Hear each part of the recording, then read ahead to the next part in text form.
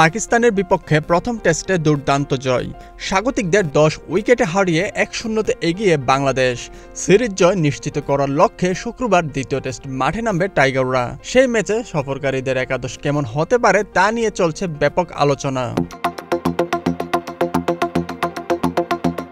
বিসিবির পরিচালক নাজমুল আবেদিন ফাহিম আভাস দিয়েছেন, যদি প্রয়োজন হয় তাহলে বাংলাদেশের একাদশে আসতে পারে পরিবর্তন।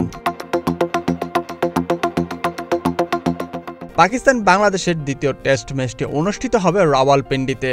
উইকেট নিয়ে পূর্বের তুলনায় ভালো ধারণা নিয়েই মাঠে নামবে টাইগাররা। প্রথম টেস্টের পর পঞ্চম দিন উইকেট থেকে স্পিনাররা পেয়েছে অবিশ্বাস্য রকমের সহায়তা।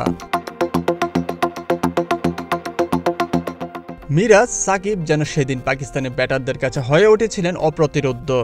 উইকেটের এমন আচরণে দ্বিতীয় টেস্টে বাংলাদেশের একাদশে দেখা যেতে পারে একজন প্রপার স্পিনারকে।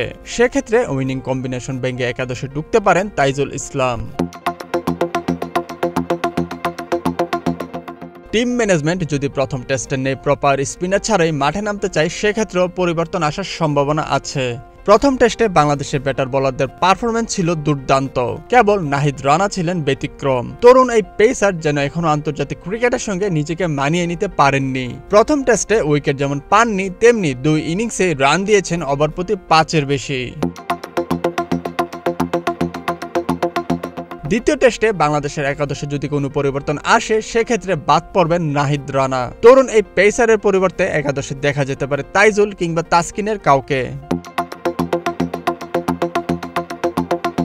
টেস্ট ফরম্যাটে তাইজুলের রেকর্ড বেশ দুর্দান্ত। 46 ম্যাচে নিয়েছেন 195 উইকেট। দ্বিতীয় টেস্টে সুযোগ পেলে 200 উইকেটের মাইলফলক স্পর্শ করার সুযোগ থাকবে তার সামনে। অন্যদিকে তাসকিন লাল বলে সর্বশেষ ম্যাচ খেলেছেন 1 বছর আগে। এই ফরম্যাটে 30 উইকেট নেওয়া এই পেসার যে কোনো মুহূর্তেই নাহিদ রানার চেয়ে এগিয়ে থাকবেন।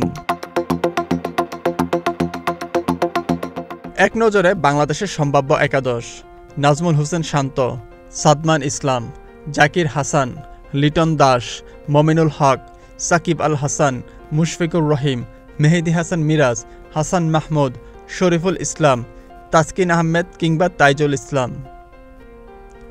রাকিবুল হক, স্পোর্টসমেল 24।